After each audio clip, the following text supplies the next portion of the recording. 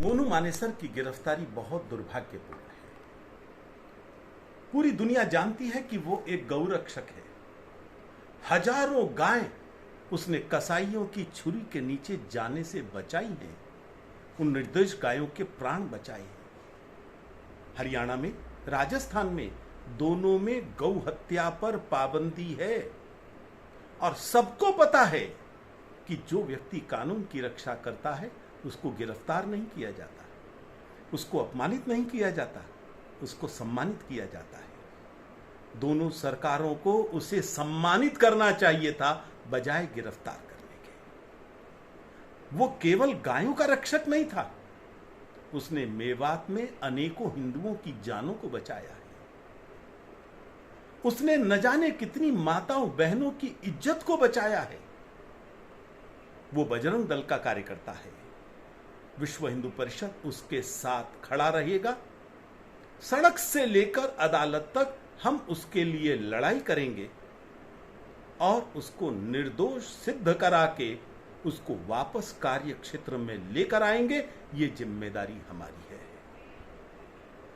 कुछ लोगों में खलबली मची है, स्वाभाविक है, गुस्सा आना स्वाभाविक है।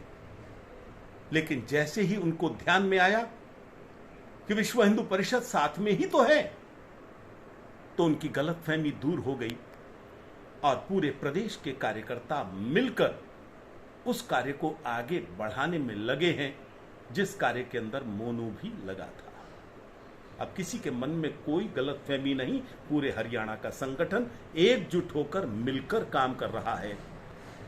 राम जन्मभूमि के और न जाने ऐसे कितने पावन अवसर आ रहे हैं, उन सब अवसरों को कैसे समाज के अंदर ले जाया जाए, अब कार्यकर्ता उसकी तैयारी में लग गए हैं। उधर मामन खान भी गिरफ्तार हो गया है।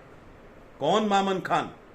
ये वही मामन खान है जो नल्हड़ के नरसंहार के लिए जिम्मेदार है, जिसने विधानसभा के अंदर खड़े होकर कहा था कोई घुसकर तो देखा है, प्याज की तरह फोड़ देंगे, तुम्हारे बाप का है मेवात।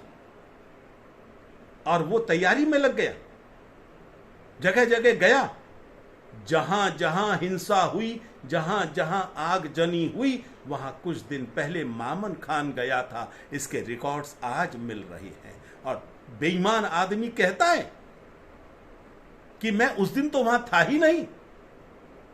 अगर मुशर्रफ कारगिल में नहीं था तो क्या मुशर्रफ ये कह सकता है कि मैंने नहीं रचा कारगिल? क्या ये सारी बदमाशियां करने के लिए उसका खुद वहां माचिस की तीली हाथ में लेकर खड़े रहना जरूरी है? वो दुनिया को बेवकूफ समझता है। अब जिम्मेदारी हरियाणा सरकार की है, तुरंत फास्ट ट्रैक कोर्ट में ले जाए और उसको जल्द से जल्द फांसी की सजा मिले।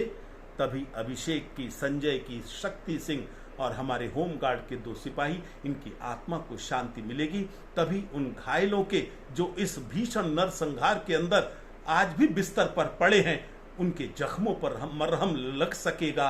और जिन लोगों को लाखों करोड़ों का नुकसान हुआ है, उनको लगेगा हमारे नुकसान की भरपाई हो गई है, क्योंकि असली अपराधी दंडित हो गया है। कुछ कांग्रेस के नेता कहते हैं मामन खान का इसमें हाथ में नहीं है, हाथ नहीं है। क्या उन्होंने कभी कहा है कि जगदीश टाइटलर का हाथ है? क्या कभी कहा है कि कमलनाथ का हाथ है सिखों के नरसंहार में? अरे आजादी के बाद अधिकांश दंगों में, अधिकांश नरसंहारों में कांग्रेस या कांग्रेस से निकले हुए लोगों का ही हाथ रहा है। कभी उन्होंने कहा है? क्यों याकूब मेनन के पक्ष में कांग्रेस के इतने वकील खड़े हो जाते हैं? मैं कह सकता हूं, आतंकवादियों के साथ कांग्रेस का हाथ हमेशा रहा है। मामन खां के साथ भी इनका हाथ है। और बाकी जिनके नाम आ रहे हैं वो कौन है? क्या वो कांग्रेस के नहीं है? जिन लोगों ने कहा था चिंदी चिंदी कर दो पुलिस वालों की पकड़कर, वो कांग्रेस का नहीं है? इसलिए इनको अपने चरित्र को ध्यान रखना चाहिए। और यदि चाहते हैं कि देश की जनता इनको सजा ना दे, तो इनको अपनी गलतियों से तौबा करनी चाहिए और मामन खां जैसे लोगों को स्वयं आगे आकर कहना चाहिए ये अपराधी हैं, इनको सख्त से सख्त सजा दीजिए। हम कानून के साथ हैं, अपराधियों के साथ नहीं। कुछ पार्टियां इन बलिदानियों के शवों के ऊपर लाशों के ऊपर राजनीति करना चाहती हैं वोट बैंक की। इनेलो जैसे संगठन कहते हैं क्योंकि उन्हें मुसलमानों का वोट चाहिए, हिंदुओं को जिम्मेदार ठहराएंगे।